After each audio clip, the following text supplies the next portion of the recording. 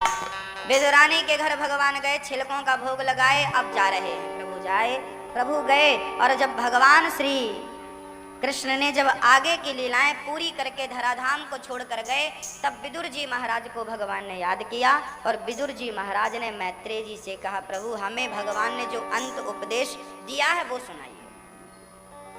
भगवान ने सृष्टि कैसे करी होगी? सबसे पहले भगवान जल में ही विराजते हैं, इसलिए उनका नाम पड़ा है नारायण। हाँ? नारायण, नारायण जल में विराजते हैं भगवान, इसलिए नारायण नाम पड़ा। भगवान नारायण ने एक बार मन बनाया कि अब हमें सृष्टि कर लेनी चाहिए, तब भगवान ने सृष्टि उत्पन्न की। सबसे पहले उनकी नाभि से एक कमल निकला, कमल पे ब्रह्मा जी प्रकट हुए।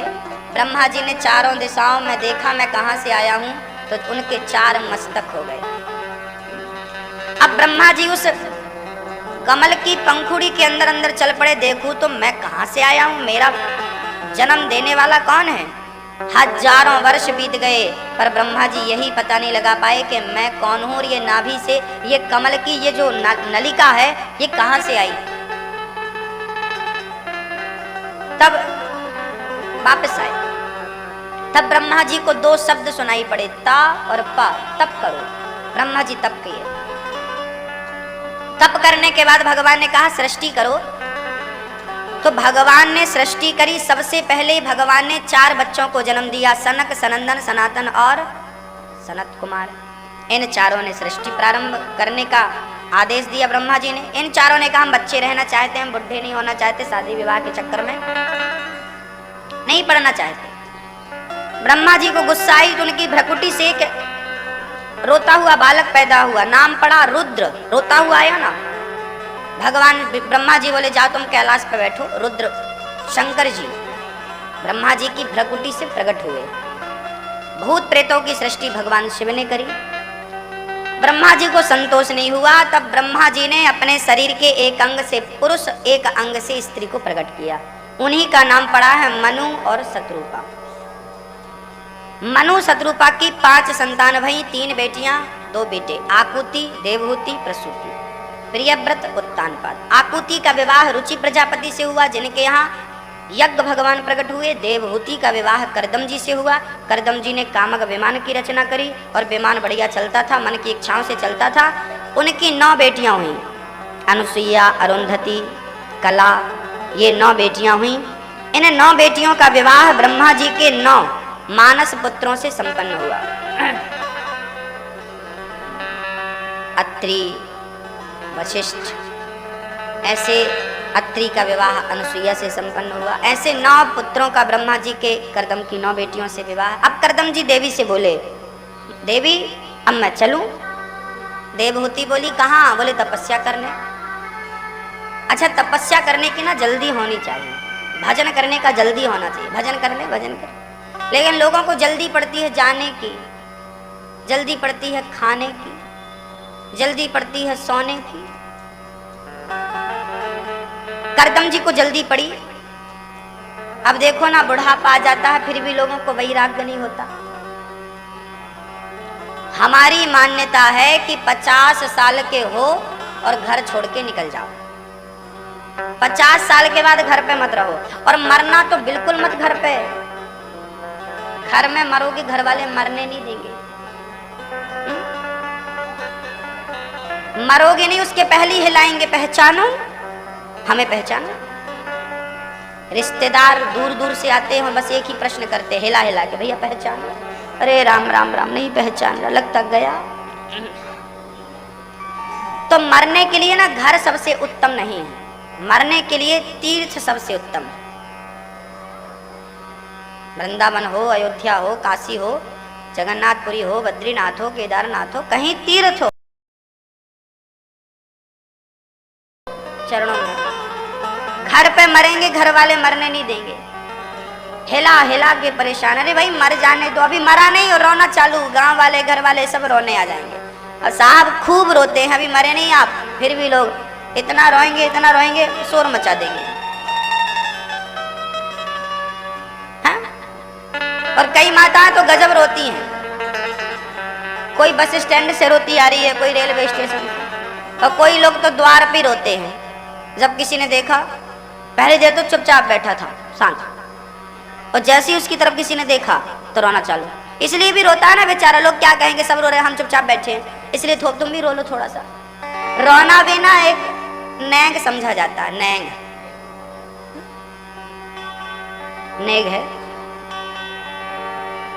रो लो भाई, नहीं क्या कहेंगे लोग। बहू को तो इसलिए रोना पड़ता है, सास मर रही है और ना रोए तो लोग कहेंगे लो ये तो चाहती थी कम मरे, इसलिए रोना पड़ता बेचारी को। आंसू, हमारे गांव में एक मैया थी, उसको आंसू नहीं आते थे, वो बेचारी बड़ी परेशान थी। वो यही शिकायत किया करती थी कि हम तो मरने में जाते हैं, और सबसे पहले आगे भागती थी मरने में किसी के भी, और आंसू नहीं आए तो फिर वो सिर्फ ऐसा ओढ़ के रोया करती थी, आवाज बस निकालती थी, आंसू तो आते नहीं थे। अब तो वो भी निपट गई। तो होता है किसी किसी तो रोना घर। अच्छा, आप लोग चाहते हैं कि आपके मरने में दुनिया वाले रोएं? तो घर पे मत मरना, तीरथ विरथ पकड़ना, बुढ़ापा वैसे जिनका आ गया है वो तो यहीं रुक जाओ, जाओ ही मत।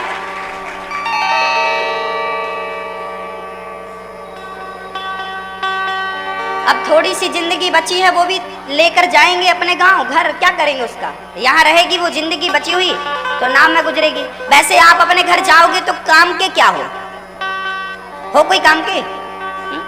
आप लोग यहाँ हो, आपका घर भर ठीक चल रहा है कि नहीं? तो आप यहाँ से वहाँ चले जाओगे तो भी चलती रहेगा ना, रुक जाएगा क्या आपके बिना? हाँ, इसलिए हमें ना ये सोचना चाहिए, या तो नर्मदा की परिक्रमा निकल जाओ, या तो जगन्नाथपुरी में पड़े रहो प्रेम से। और हम तो कहते हैं भगवान का दर्शन करते, नाम जपते जपते अन्न जल त्याग दो, और प्रेम से भगवान का स्मरण करते करते यही शरीर पूरा हो, ये संकल्प के साथ पड़े रहो ठाकुर जी के चरणों में। वहां मरना तो यहाँ मरना, पर पापी मन है, रहे कौन? करदम जी घर छोड़कर चले गए, जंगल में तपस्या करने लगे। जंगल में तपस्या, समय कम बचा है, अभी भी कुछ नहीं बिगड़ा। 50 साल के बाद घर द्वार से मोह ममता हटा देनी चाहिए, बचा हुआ समय भगवत भजन में लगाना चाहिए। इसलिए गुलाब का वो कमल का पुष्प बन जाओ। कमल का पुष्प कीचड़ पे रहता है, पर कीचड़ की एक बूंद उस पर नहीं रहती। संसार कीचड़ की तरह है, आप कमल की तरह रहना, संसार के ऊपर आप रहना, आपके भीतर संसार ना प्रवेश कर जाए, इसका ख्याल रखना। संसार कब अंदर चला जाए, कब माया अंदर चली जाए, कब बुढ़ापे में भी लोगों को ना पैसा अच्छा लगता है, वस्तुएं अच्छी लगती हैं। अब वस्तुओं से मन को हटाओ और प्रेम मन में भगवान के चरणों में लगाओ मन को।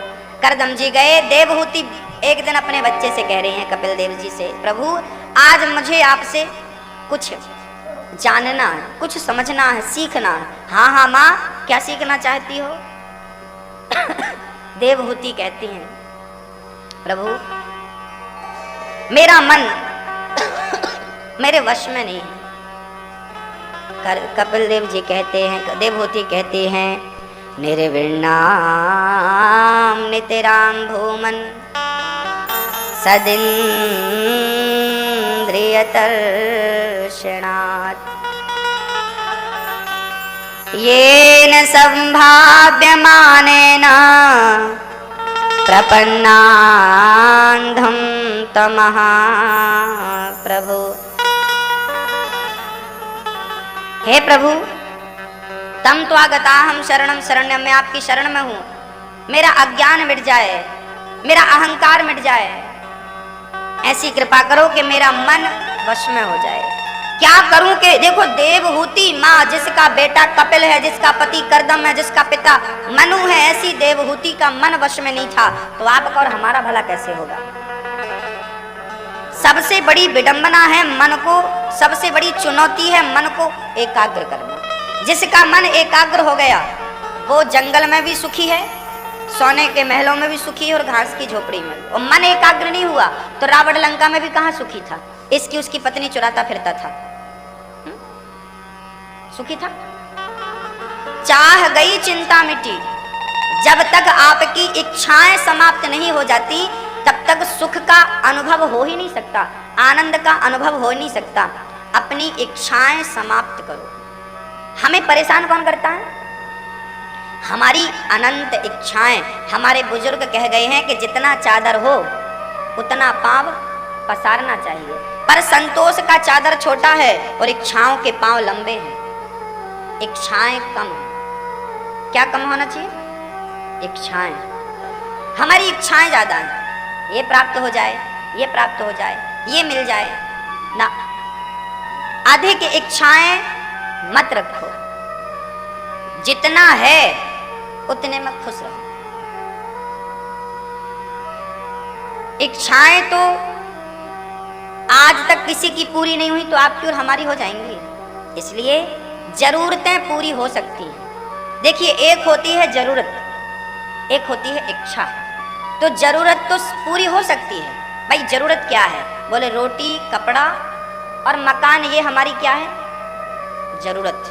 पर हमारी 50 लाख की गाड़ी हो, बढ़िया से कपड़े पहने, 56 प्रकार का खावे, ये हमारी जरूरत नहीं है, ये हमारी इच्छाएं हैं। तो जरूरतें तो भिखारियों की भी पूरी हो जाती हैं, लेकिन इच्छाएं तो राजाओं की पूरी नहीं होती। आपकी हो जाएंगी। रावण की नहीं पूरी हुई थी, कंस की पूरी नहीं हुई थी, तो आपकी और हमारी तो संभव ही नहीं। तो जरूरतें पूरी करो, इच्छाएं पूरी मत करो। माँ देवहूति कहती है मन बड़ा चंचल है, मैं क्या करूं? तब मन को केंद्रित करने के लिए श्री कपिल भगवान ने एक बढ़िया सा उपाय बताया। माँ तितिक्षवः कारुणिकाः सुहृदाः सर्वदेहिनां अजात शत्रवः शांता साधवः साधुभूषणा।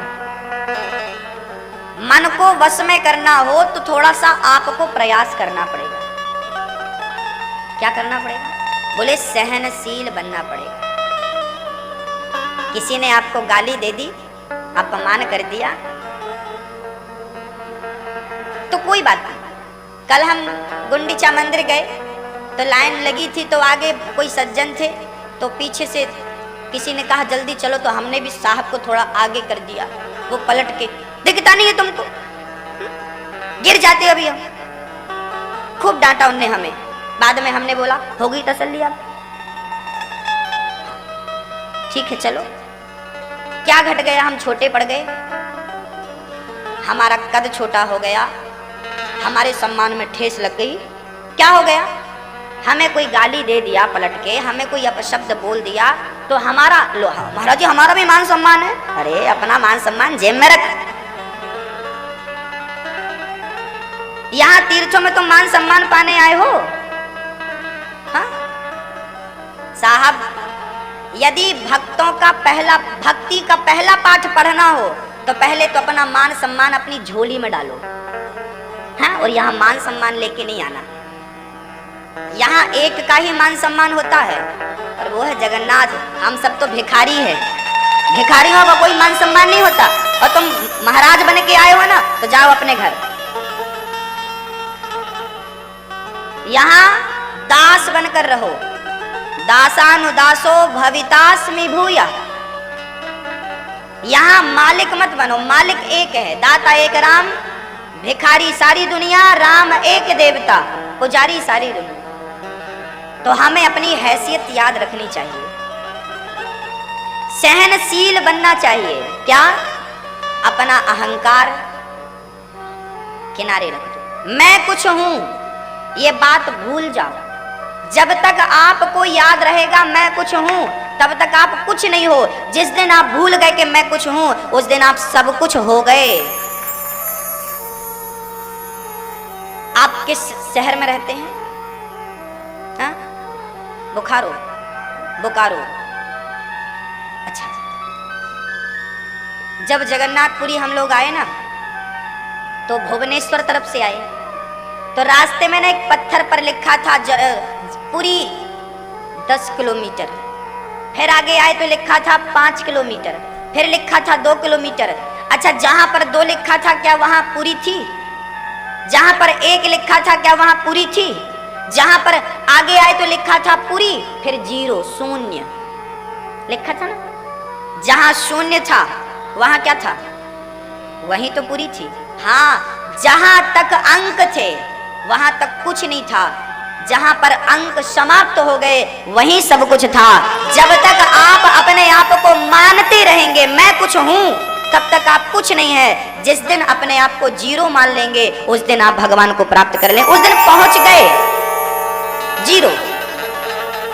आपको शून्य होना पड़ेगा, अहंकार शून्य, क्रोध शून्य, लोभ शून्य, सारी चीजें शून्य। ऐसा नहीं किसी ने धक्का मार दिया, जानता नहीं हमें, हमको ठंडा रखो, ठंडा, अकड़ो मत, ऐसे ऐसे मत चलो, नम्र बनो।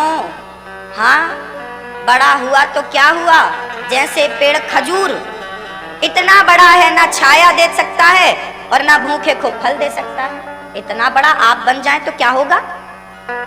इसलिए खजूर मत बनो साहब, आम बन जाओ। आम छाया भी देता है, फल भी देता है, लकड़ी भी काम आती है साहब, सब कुछ काम आता है। आम, खजूर नहीं।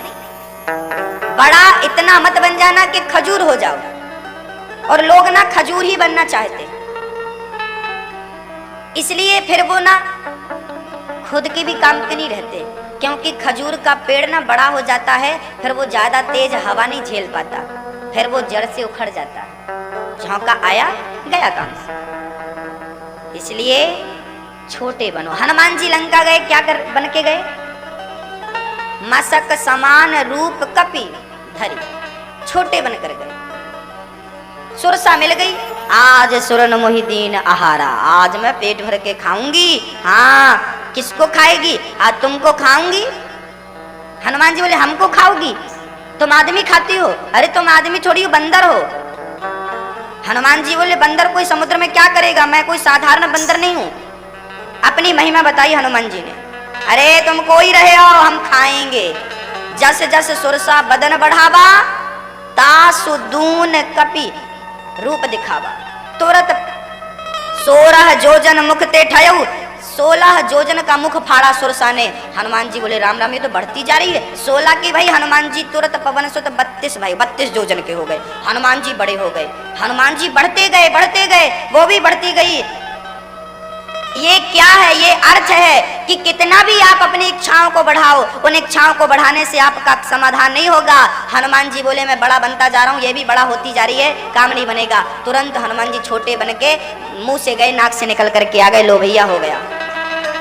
बड़े बनने में काम नहीं हुआ, छोटे बनने में मिनटों में काम हो गया। तो छोटे हम बन नहीं पाते, और जिस दिन छोटे बन गए उस दिन भगवान के चरण हमारे मस्तक पर रख गए। मान लो हनुमान जी लंका छोटे बनकर गए, पर काम बड़ा करके आए कि नहीं, आग लगा दी, उलट पलटी लंका सब जारी, पूरी लंका जलाई। और देखो फिर क्या लिखा है, पूंछ बुझाई खोई श्रम, धरी लघु रूप बहोरी। फिर हनुमान जी छोटे बन गए, बड़े होकर के लंका जलाई। छोटे होकर गए, बड़े होकर लंका जलाई, और फिर छोटे हो गए। चूड़ामणि उतार तब दयऊ, हरस समेत पवन सुत लयऊ। लाओ माता जी, चूड़ामणि उठाई चल पड़े। बड़े बनकर आप काम नहीं कर पाएंगे, छोटे बनिए। सहनशील, ये कौन सा विषय है, कपिल देवहूति संवाद है। कपिल भगवान कह रहे हैं मन को वश में करना हो तो क्या करना पड़ेगा, सहनशील बनना पड़ेगा, छोटा बनना पड़ेगा। क्या बनना पड़ेगा, महाराज जी हमारा मन वश में नहीं है, क्या करें, भटकता है। छोटे बनो, नहीं छोटे तो नहीं बन पाएंगे, तो फिर भटकाओ।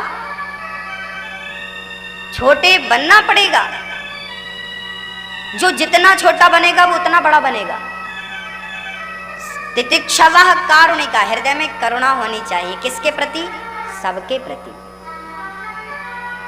अच्छा, व्यक्ति स्वरूप से महान बनता है कि पद प्रतिष्ठा से महान बनता है कि स्वभाव से महान बनता है, स्वभाव से श्रेष्ठ बनता है। राम जी का रूप तो अच्छा था, लेकिन रूप अच्छा होता और स्वभाव अच्छा नहीं होता तो आज राम के लिए किसी के दिल में जगह नहीं होती।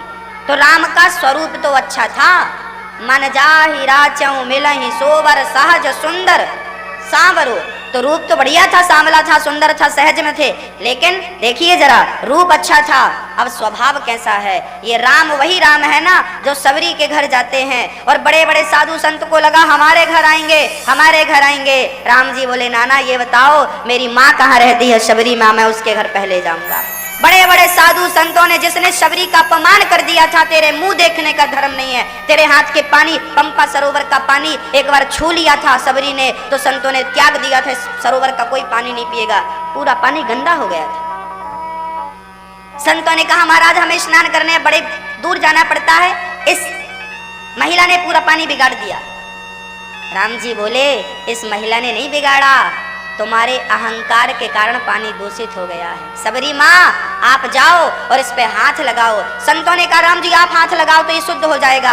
भगवान बोले मेरे हाथ लगाने से पंपा सरोवर का जल शुद्ध नहीं होगा, यदि सबरी माँ हाथ लगाए तो शुद्ध हो जाएगा। सबरी माँ को भेजा और सबरी माँ ने हाथ लगाया तो जल पूर्ण रूप से शुद्ध हो गया, बिल्कुल शुद्ध हो गया, स्वच्छ हो गया। भक्त की इतनी महिमा है कि भगवान खड़ा है और भगवान ने कहा कि मेरे हाथ लगाने से शुद्ध नहीं होगा, सबरी हाथ लगाए शुद्ध हो गया। ये भगवान का स्वभाव है कि वो बड़े बड़े साधु संतों को बाद में मिलते हैं, ज्ञानियों को बाद में मिलते हैं, सरल सहज प्रेमियों को पहले प्राप्त हो जाते हैं। राम ही केवल प्रेम प्यारा। गए तितिक्षवः कारुणिका, हृदय में करुणा होनी चाहिए राम की तरह। सुहृदः, सबको अपना समझो, सर्वदेही नाम, किसी को दुश्मन ना समझो। अजात शत्रवः, शांत रहो, कोई कहे कहने दो। ये साधुओं का लक्षण है। हमारी माताएं जेवर पहनती हैं, ओ मैया, ओ सोने वाली मैया जागो, सोना मना है, सोना मत, सो मत जाना मैया जी। बोलो राधे राधे। नींद आ रही है? आए बताना, लोरी ओरी सुन आएंगे। राम जी सबरी देख रही है, ताक रही है, कहाँ है राम, कहाँ है राम, और प्रेम था तो भगवान पहुंच गए। कपिल भगवान कहते हैं कि ऐसे संतों का जब तक संग नहीं करोगी माँ तब तक परमात्मा की प्राप्ति संभव नहीं है।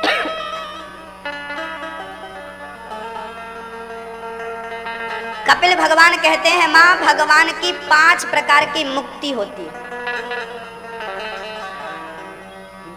5 प्रकार की मुक्ति होती है। सालोक्य मुक्ति, भगवान के लोक में निवास करना सालोक्य मुक्ति है। ऐसी भक्ति करो कि भगवान का लोक मिल जाए, वहीं सेवा मिल जाए। सार्ष्टी मुक्ति, इसका अर्थ है भगवान के समान ऐश्वर्य हो जाना। जितना सुख भगवान को है उतना ही सुख भगवान अपने भक्त को दे देते हैं, ये सार्ष्टीय मुक्ति है। सामीप्य मुक्ति, सामीप्य मुक्ति का अर्थ है भगवान की नित्य समीपता, भगवान के समीप रहना। जैसे अर्जुन समीप थे, जैसे शबरी समीप थी, जैसे द्रौपदी समीप थी, कुंती, यशोदा, नंद बाबा, देवकी, वसुदेव, उद्धव, विदुर, ये सामीप्य भक्ति, इनके सामीप्य मुक्ति हुई, इनको सामीप्यता प्राप्त हुई। सारूप्य मुक्ति होती है भगवान के जैसा रूप मिल जाए, और सायुज्य मुक्ति होती है भगवान के विग्रह में समा जाना। इस कलयुग में दो लोगों की सायुज्य मुक्ति हुई, एक मीरा और एक श्री चैतन्य महाप्रभु जो भगवान के विग्रह में समाये। ये 5 प्रकार की मुक्ति कपिल भगवान ने अपनी माँ को ज्ञान दिया। कोई सुखी नहीं है जो भगवान की शरण में है। वो पिता के द्वारा जब माँ के गर्भ में बच्चा प्रवेश करता है, 5 रात में वो बुदबुदे की तरह होता है, 10 दिन में बच्चे का सिर तैयार होता है बेर की तरह, 1 महीने में बच्चे का सर निकलता है, 2 माह में बच्चे के हाथ और पांव निकलते हैं, 3रे माह में नख, रोम, अस्थि, चर्म, छिद्र निकलते हैं, 4 मास में 7 धातुएं पैदा होती हैं, 5वें महीने में बच्चे को भूख और प्यास लगती है, 6वें महीने से बच्चे भगवान की प्रार्थना करने लगते हैं और माँ के बाएं और दाएं कोख में घूमने लगते हैं। कपिल भगवान कहते हैं माँ पेट में बच्चा इतना कष्ट पाता है, इतनी सी जगह में हाथ पांव सिकुड़ के रहता है, बड़े कष्ट होते हैं। भगवान से कहता प्रभु मुझे इस नरक से बाहर कर। भगवान बोले मैंने तुझे कई बार इस नरक से बाहर किया, तू फिर ऐसे कर्म करता है कि फिर से नरक में आ जाता है। बार बार इस नरक में तू आ जाता है। पुनरपि जननम पुनरपि मरणम पुनरपि जटनी जठरे शयनम भज गोविंदम गोविंदम भज मूढ़ मते। बार बार भगवान जन्म देते हैं, हम फिर वही कर्म करते हैं कि गर्भ में पहुंच जाते हैं। कपिल भगवान ने माँ देवहूति को बढ़िया उपदेश किया। माँ ने पूछा प्रभु भक्ति का स्वरूप क्या है, भक्ति सहज में कैसे मिल सकती है? तब कपिल भगवान ने कहा माँ जो भगवान की कथाएं नित्य सुनते हैं, संकीर्तन नित्य करते हैं, उन्हें सहज में इस कलयुग में भगवान प्राप्त हो जाते हैं। जहां भी रहे वो दो चीजों से जुड़ा रहे, कथा और कीर्तन से। बोलो राधे। मनु जी महाराज की तीसरी बेटी हुई है प्रसूति, जिनका विवाह दक्ष से हुआ। दक्ष की बेटी सती का विवाह शिव से हुआ। एक बार दक्ष ने यज्ञ किया था शिव जी के अपमान हेतु। उस यज्ञ में सती जी जल के भस्म हुई थी और सती जी पार्वती के रूप में अवतरित हुई। फिर शिव जी का पार्वती से विवाह संपन्न हुआ। ये मनु जी की 3 बेटियों की चर्चा आपने सुनी। अब मनु जी की 2 बेटियों की चर्चा और सुनिए, 2 बेटों की चर्चा सुनिए। बोलिए भक्त वत्सल भगवान के जय हो। तो माँ सती अपनी माँ पिता के यज्ञ पे गई थी और जल के भस्म हो गई थी। माँ उनके बारे में लिखा है कि जब माँ सती पहुंची ना तो पिता ने देखा नहीं अपनी बेटी की तरफ, पर माँ गले से लगाई कुपुत्रो जायते कुपुत्रो जायते क्वचिदपि कुमाता न भवति। पूत कपूत सुने हैं पर ना माता सुनी कुमाता। पूत कपूत सुने हैं पर माता को माता नहीं सुनी। आज माँ से मिली, माँ तो माँ होती है। जगन्नाथ भगवान कौन है हमारी? त्वमेव माता च पिता त्वमेव त्वमेव बन्धुश्च सखा त्वमेव विद्या